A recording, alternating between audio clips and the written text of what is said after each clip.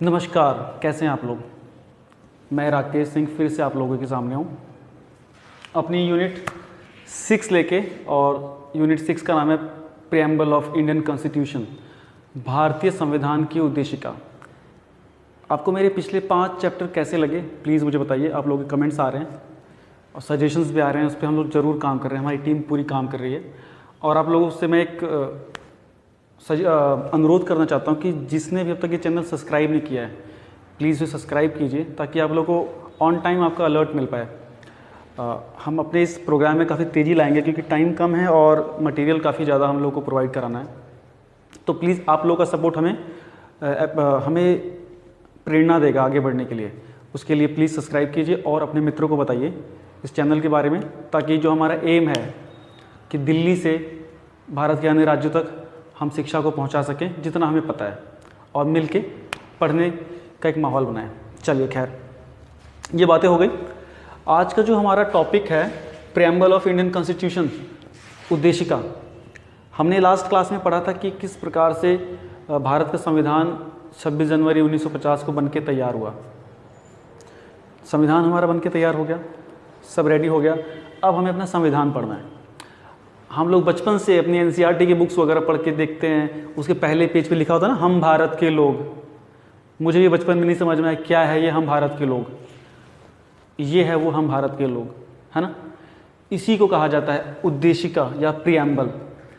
हमारे संविधान का जो कवर पेज लगा लीजिए, हाँ, हमारे संविधान का जो मूल तत्व लगा लीजिए, वो ये है प्रीएम्बल।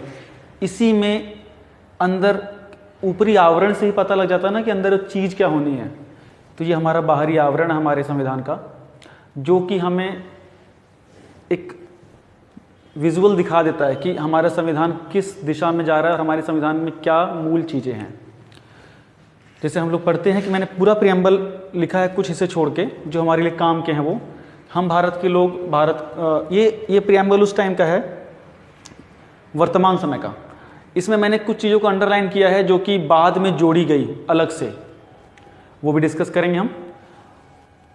वो 26 नवंबर 1949 को इस फॉर्म में ये हमें हमारा प्रीएम्बल मिला था। सिर्फ अगर हम सिर्फ इनको छोड़ दें और इसको छोड़ दें, और वर्तमान रूप में इस प्रकार है।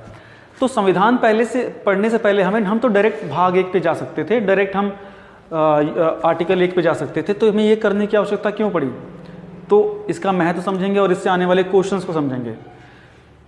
हमारे संविधान के बिल्कुल शुरुआती चरण में हमारी उद्देशिका आती है, जिसकी शुरुआत होती है हम भारत के लोग भारत को एक संपूर्ण प्रभुत्व संपन्न समाजवादी पंथ निरपेक्ष लोकतंत्रात्मक गणराज्य बनाने के लिए। और अंत में इसे कंटिन्यू करेंगे तो आप ये देख सकते हैं विजुअल्स। अब इसमें क्वेश्चंस क्या बनता है कि उद्देशिका है क्या। उद्देशिका हमको हमारे संविधान का आईना बताती है कि हमारा संविधान कैसा है और हमारे संविधान को बनाने का उद्देश्य क्या रहा। जो 13 दिसंबर 1946 को नेहरू जी ने उद्देश्य प्रस्ताव दिया था, वही उद्देशिका बन के आया है। अब इस उद्देशिका का क्या रोल है हमारे संविधान में? तो सबसे पहली बात होती है कि क्या ये हमारी जो उद्देशिका है ये हमारे संविधान का हिस्सा भी है, या सिर्फ एक सिंपल एक आवरण बना के छोड़ दिया गया। इसका कोई रोल है कि नहीं हमारे समाज में, या हमारे संविधान के सिस्टम में, हमारे कॉन्स्टिट्यूशनल सिस्टम में, हमारे लेजिस्लेटिव सिस्टम में? क्या इस पर कोई चर्चा कभी हुई? हाँ जी, बिल्कुल हुई। इसीलिए तो इसमें बदलाव लाने पड़े। जो ये शब्द जोड़ा गया, ये शब्द जोड़ा गया, जरूर इसमें कोई खासियत रही होगी, तभी तो इसको और ये इन शब्दों को उसमें इनकलकेट किया गया, डाला गया। तो मैं आपको बता दूं, जो हमारा ये उद्देशिका थी 1976 में जो 42वें संविधान संशोधन हुए थे, उसमें इस उद्देशिका में समाजवादी शब्द, पंथ निरपेक्ष शब्द और छठे पहरे में आपका अखंडता शब्द को अलग से जोड़ा गया था। क्यों जोड़ा गया था? इसको और मजबूत बनाने के लिए। बिकॉज हमारा संविधान उद्देशिका से ही पता लग जाता है कि हमारे संविधान का मूल तत्व क्या है, हमने जो अंदर अपना संविधान बनाया उसकी नीयत क्या है, हमारी इसके बनाने के प्रति हमारी क्या इच्छा थी। मतलब अलग अलग विचारकों में देखें, मैं भी डिस्कस करूंगा तो कैसे डिस्क्राइब किया गया। किसी ने बोला है कि हमारे संविधान की आत्मा है, किसी ने बोला गया है कि हमारे संविधान के विशेषज्ञों के विचारों की कुंजी है। It means it has something, है ना। तो खैर ये मैंने बताया। अब इसको हम डिस्कस करेंगे। सबसे पहले हम ये डिस्कस करते हैं कि उद्देशिका संविधान का अंग है कि नहीं है। इसके विषय में कई बार वाद विवाद की परिस्थितियां आई, तो उसमें से जो प्रमुख वाद हैं उस पर मैं आप लोगों के सामने चर्चा करूंगा। सबसे पहले 1960 में इस पे एक केस की सुनवाई के दौरान एक चीज निकल के आई जिसने उसको कहा कि उद्देशिका संविधान का अंग नहीं है, और ये केस था इन री बेरुबारी केस 1960। अगर हम इसके थोड़ा इतिहास में जाते हैं, ज़्यादा नहीं, अगर हम इसके थोड़ा इतिहास में जाएं तो जब भारत का बंटवारा हो रहा था, सर रेडक्लिफ कमेटी बनी थी भारत का बॉर्डर डिसाइड करने के लिए। तो पश्चिम बंगाल के बगल में पूर्वी पाकिस्तान बना था, वहाँ पे एक डिस्ट्रिक्ट है जलपाईगुड़ी के नाम से। तो जलपाईगुड़ी में बंटवारा किया गया था, उसमें बेरुबारी यूनियन के स्थान थे, बेरुबारी यूनियन नंबर 12, जिसमें को बिल्कुल थानों के स्तर पे उसको काट के अलग अलग किया गया था। आधा हिस्सा एक तरफ, आधा हिस्सा पाकिस्तान की तरफ, आधा हिस्सा भारत की तरफ दिया गया था। लेकिन जो बॉर्डर डिमार्केशन हुई थी उसमें कुछ त्रुटियां रहने की वजह से कुछ स्थानों को लेकर ना इंडिया पाकिस्तान का क्लेम का कोई इशू हो गया। पाकिस्तान कुछ स्थानों पे क्लेम करने लग गया कि इस बॉर्डर के अकॉर्डिंग ये जगह हमारे हिस्से में आनी चाहिए। अब ये विवाद की स्थिति खड़ी हो गई। अगर हम अपने संविधान को देखते हैं तो आर्टिकल 3 कहता है कि भाई हम तो डायरेक्ट किसी को भी अपनी भूमि विदेशी हिस्से को हम दे ही नहीं सकते हैं। इसके लिए क्या हो, एक समस्या खड़ी हो गई। और 1958 में नेहरू और पाकिस्तान के का प्रतिनिधित्व करने वाले व्यक्ति फिरोज खान नून के बीच में एक समझौता हुआ, जिसके अंतर्गत ये आम राय बनी कि कुछ हिस्सा पाकिस्तान को दिया जाएगा और कुछ हिस्सा भारत में रहेगा, जिसमें कूच बिहार के भी कुछ मंडल थे। अब ये देखा गया कि क्या इस केस से ये देखा गया कि क्या पार्लियामेंट को या नेहरू नून जो पैक्ट था उसको ये राइट भी है कि वो जमीन दे सकता है कि नहीं दे सकता है। तो ये बात का विषय है, हम इसी गहराई में नहीं जाते। तो इस केस की सुनवाई के दौरान सुप्रीम कोर्ट ने क्या बोला कि उद्देशिका संविधान का अंग नहीं है। उद्देशिका क्या है, संविधान का अंग, उसे नहीं माना है। और सिर्फ उसे क्या माना है कि जो हमारे संविधान निर्माता हैं उनके विचारों कैसे थे, उनके विचार हमारे संविधान को बनाने के प्रति कैसे थे, उसके लिए कुंजी मांगा है। क्वेश्चन यही आ जाता है कि किस केस में संविधान निर्माताओं, उद्देशिका को संविधान निर्माताओं के विचारों को जानने की कुंजी मात्र माना गया है। इन रू बेरुबारी केस 1960, ठीक है। इसके बाद अगला जो बड़ा इंपॉर्टेंट केस आया था जिसने काफ़ी चीज़ें डिसाइड की, गोलकनाथ वर्सेस पंजाब राज्य केस। देखिए, शुरुआत में भारत का जो कॉन्स्टिट्यूशन बना था ना, उसके बाद जमींदारों की वजह से बड़ी समस्या खड़ी हो गई थी। जमींदार लोगों की जब ज़मीनें जा रही थी तो कई केसेस हुए। ये सब वही कड़ी के ही चीज़ें हैं। गोलकनाथ केस भी है, कुछ इसी से रिलेटेड था। गोलकनाथ बंधु और पंजाब राज्य के बीच में 1967 में ये हुआ था केस, और जिसमें कोर्ट ने प्रोसीडिंग के दौरान उद्देशिका को मूल आत्मा माना था। इस केस का मूल लक्ष्य, इस केस में मूल क्या हुआ था, देखिए, इस केस में सुप्रीम कोर्ट ने एक डिसीजन दिया था कि पार्लियामेंट फंडामेंटल राइट्स में संशोधन नहीं कर सकती है, मतलब किसी भी मौलिक अधिकार में संशोधन नहीं कर सकती है। और अगर वो कोई संशोधन करती भी है, जैसे कि संविधान संशोधन किस आर्टिकल से होता है, आर्टिकल 368 से होता है। तो अगर 368 के तहत वो कोई संशोधन करती भी है तो अनुच्छेद 13 के अंतर्गत एक आम आर्टिकल की तरह ही एक्ट करेगा और इससे आर्टिकल 13 ओवरराइड हो जाएगा। इट मीन्स जो गोलकनाथ वाला केस था, इसमें आर्टिकल 13 को सुपरसीड कर दिया गया आर्टिकल 368 के द्वारा। इसका मतलब है पार्लियामेंट को इतनी पावर नहीं दी सुप्रीम कोर्ट ने कि भाई आप ना कॉन्स्टिट्यूशन के किसी भी हिस्से में चेंज कर दो, कि खास तौर से फंडामेंटल राइट्स, मतलब फंडामेंटल राइट्स में आप चेंज नहीं कर सकते हो, और ओवरराइड करके उसे बचा दिया। और इसी के दौरान क्या आया निकल के, जस्टिस हिदायतुल्लाह ने कहा कि उद्देशिका जो है, प्रियम्बल जो है, ये हमारे संविधान की मूल आत्मा है, सोल है। ये क्वेश्चन हजारों बार आया है कि किसने प्रियम्बल को मूल आत्मा कहा है हमारे संविधान की, सुप्रीम कोर्ट। इसी साथ एक और टच क्वेश्चन आता है, हम आगे पढ़ेंगे फंडामेंटल राइट में, कि बी आर अम्बेडकर के द्वारा भारतीय संविधान की आत्मा क्या है? आर्टिकल 32 कॉन्स्टिट्यूशनल रेमेडीज, संवैधानिक उपचारों का अधिकार, है ना, वो बात का विषय है। तो उद्देशिका संबंधित दो चीजें समझ में आ गई आपको। गोलकनाथ केस में भी इसका जिक्र आया और इसको मूल आत्मा घोषित किया गया सुप्रीम कोर्ट के द्वारा, जस्टिस हिदायतुल्लाह के द्वारा, ठीक है जी। और इसमें आर्टिकल 13 को सुपरसीड कर दिया गया आर्टिकल 368 के ऊपर, जिसका मतलब हुआ कि फंडामेंटल राइट्स में कोई अमेंडमेंट नहीं हो सकता था अब तक। इसके बाद क्या हुआ, इंदिरा गांधी की सरकार थी, उन्होंने 24वां अमेंडमेंट करके आर्टिकल 13 में ही चेंज ला दिया, आर्टिकल 13 में ही चेंज ला दिया और कर दिया कि अगर 368 के थ्रू कोई अमेंडमेंट होता है तो आर्टिकल 13 का रेलिवेंट नहीं रह जाएगा, आर्टिकल 13 का उसमें कोई रेलिवेंट या उसमें कोई असर नहीं रह जाएगा, है ना। सरकारों के पास यही तो पावर होती है, पार्लियामेंट के थ्रू अपनी चीज़ों को मनवाने के लिए अमेंडमेंट कर देते हैं। खैर, इसके बाद क्या हुआ हम डिस्कस करें। देखिए अभी उद्देशिका, ये सारे इशू, ये केसेस हम पढ़ेंगे फर्दर, जो रिलेटेड टॉपिक्स आएंगे उसमें मैं आपको ग्लिम्स दे रहा हूं कि क्या क्या समस्याएं थी और उन केसों की सुनवाई के दौरान कहां से उद्देशिका का जिक्र हो गया। मुद्दा ये है, दो चीजें क्लियर हो गई। तीसरा है केशवानंद भारती वर्सेस केरल राज्य।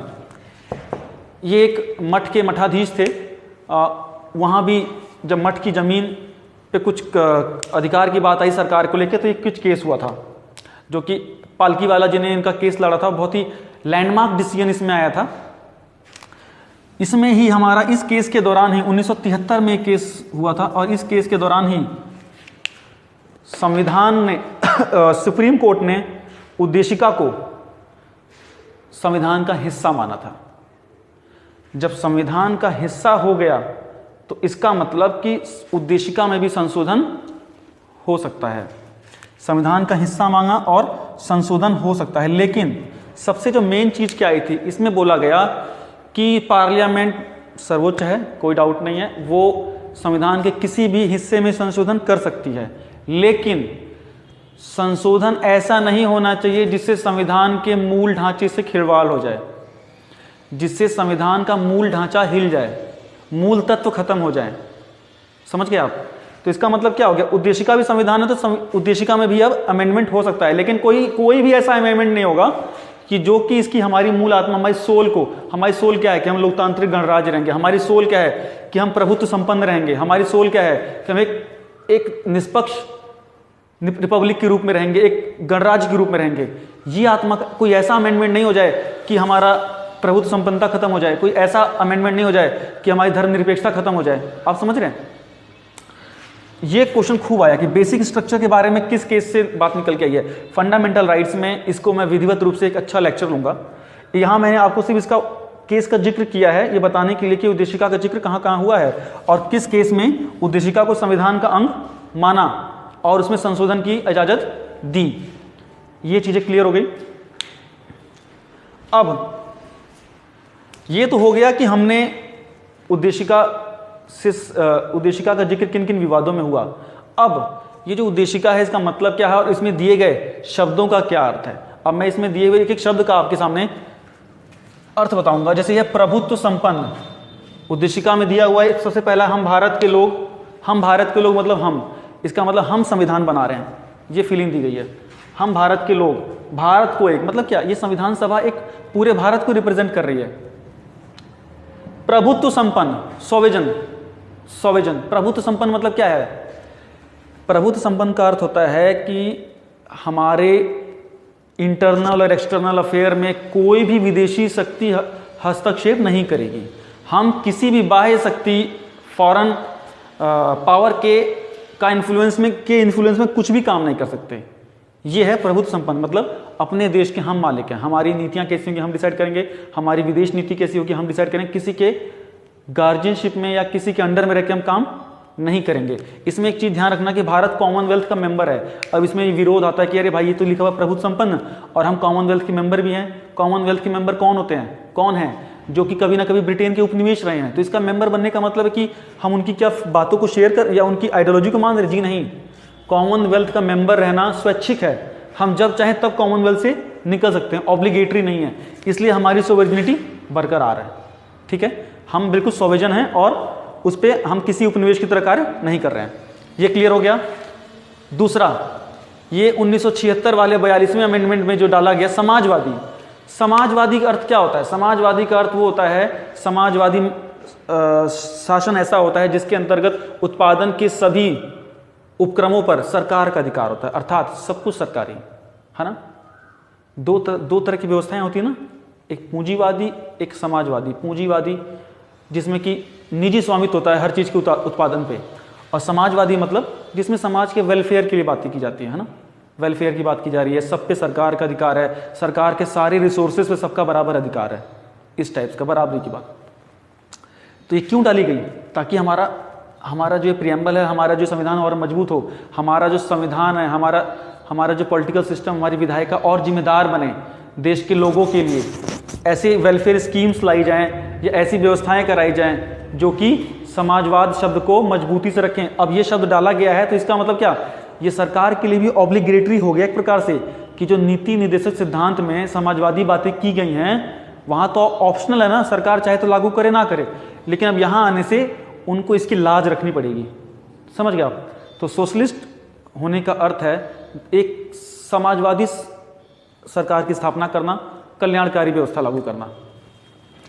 पंथ निरपेक्ष, पंथ निरपेक्ष या धर्म निरपेक्ष क्या होता है? इसका अर्थ बोलते हैं जो सब धर्मों को माने, या कैसे कैसे अलग अलग निकलते हैं। इसका जो क्लियर कट आंसर है, पंथ निरपेक्ष का अर्थ होता है कि राज्य का कोई धर्म नहीं, इस राज्य का, जिस राज्य का ये संविधान है, इस राज्य का अपना कोई धर्म नहीं है। इस राज्य के लिए धर्म एक स्वैच्छिक विषय है, इच्छा का विषय है। हर नागरिक की अपनी पर्सनल इच्छा पे है कि उसे कौन सा धर्म का पालन करना है। इस राज्य का अपना कोई धर्म नहीं है, अर्थात ये देश ना तो हिंदू धर्म का है, ना तो हिंदू राष्ट्र है, ना तो मुस्लिम राष्ट्र है, ना अन्य कोई राष्ट्र है। समझ गए? भारत एक पंथ निरपेक्ष राज्य है और सब धर्मों को चुनने के लिए स्वैच्छिक लेवल पे, इंडिविजुअल लेवल पे आजादी है। ये चीजें पढ़ी है 1942 में, सॉरी 1976 में 42वां संशोधन। अब आपको समझ में आ रही होगी इसकी क्या महत्व है, इसका क्या महत्व है, और ये डालने से हमारा संविधान कितना मजबूत हुआ है ना। लोकतंत्रात्मक गणराज्य, ये स्टार्टिंग से था हमारा। लोकतंत्रात्मक गणराज्य मतलब क्या? लोकतंत्र मतलब क्या होता है? अब्राहम लिंकन की सेइंग है, जनता से, जनता के लिए, जनता के द्वारा, है ना, कि सब कुछ जनता, शासन भी जनता करती है, शासन जनता पे ही होता है। सारी व्यवस्थाओं की जो में सर्वोपरि, इस व्यवस्था में सर्वोपरि कौन होते हैं? जनता होती है, वही चुनती है और उसी के द्वारा लोग शासन करते हैं उसके ऊपर। लोकतंत्रात्मक गणराज्य, डेमोक्रेटिक रिपब्लिक, इसका अर्थ क्या है कि इस देश का या इस जिस राज्य का ये संविधान है या जो प्रियम्बल है, उस राज्य का राष्ट्राध्यक्ष, प्रथम व्यक्ति, उस राज्य का राष्ट्राध्यक्ष लोगों के द्वारा चुना जाएगा। जैसे कि भारत, जैसे कि राष्ट्रपति इनडायरेक्टली चुना जाता है ना। देखिए कई देशों में डेमोक्रेटिक रिपब्लिक नहीं है, जैसे आप किसी और देश में जाएंगे जहां पे हेड ऑफ द नेशन, जो देश का प्रथम व्यक्ति है, जो सर्वोच्च अध्यक्ष है, सर्वोच्च पद पे है, अगर वो जनता के द्वारा डायरेक्ट नहीं चुना जाता है तो वो राज्य, वो देश लोकतंत्रात्मक गणराज्य नहीं होगा। ठीक है, तो यह सुनिश्चित करने के लिए कि भारत में डेमोक्रेसी सुप्रीम लेवल तक रहे, टॉप मोस्ट लेवल तक रहे, इसको डाला गया। इसीलिए भारत के जो राष्ट्रपति का पद है, आप देख सकते हैं शासनाध्यक्ष का पद जो प्रमुख पद है, वो इनडायरेक्ट इलेक्शन के द्वारा चुने जाते हैं, जनता के द्वारा ही। इसके बाद नीचे आते हैं, बाकी सब चीजें आप इजीली समझ जाएंगे कि सब में व्यक्ति गरिमा और राष्ट्र की एकता और अखंडता। अखंडता मतलब क्या? ये भी 42वें संशोधन में डाला गया है। अखंडता मतलब जिससे खंड ना हो सके, कि इस देश के खंड नहीं हो सके, किसी परिस्थितियां इस देश के टुकड़े ना हो सके, या इस देश को किसी भी प्रकार से टूटने से बचाना और एकजुट करके रखना, ये सोच रही है इसके लिए। तो ये हमारी उद्देशिका है जिसमें इन शब्दों का अरेंजमेंट है और इन शब्दों के क्या अर्थ हैं वो मैंने बताया आपको। क्वेश्चन देखिए कैसे आते हैं। क्वेश्चन कई बार यूपीपीसीएस में आया हुआ कि इनकी सीक्वेंसिंग, कौन सा नंबर 1 पे ये शब्द है, ये बड़े क्रूशियल वर्ड्स हैं। 4 ऑप्शन दे देंगे, बोलेंगे कौन सा पहले था कौन सा बाद में था, ये पता होना चाहिए अपने को। ये सीक्वेंसिंग आपको एटलीस्ट यहां तक तो ना, ये सीक्वेंसिंग आपको आनी चाहिए। 1 2 3 4, ये प्रभुत्व संपन्न, समाजवादी, पंथ निरपेक्ष, लोकतंत्रात्मक गणराज्य, ये सीक्वेंस, और छठे पैरा में अखंडता शब्द। ठीक है, ये हो गया। और 26 नवंबर 1949, इसीलिए हमारा अंगीकार हुआ था ना संविधान। ये क्वेश्चन आता है, हमारा संविधान कब अंगीकार किया गया या कब तैयार हुआ? 26 नवंबर 1949, इसीलिए इस दिवस को क्या बोलते हैं? विधि दिवस के रूप में मना देते हैं। ये क्वेश्चन भी आता है, हमारा विधि दिवस कब मनाया जाता है? 26 नवंबर 1949 या कॉन्स्टिट्यूशन डे।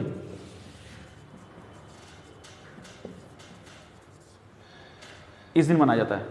ठीक है, खैर आगे चलते हैं।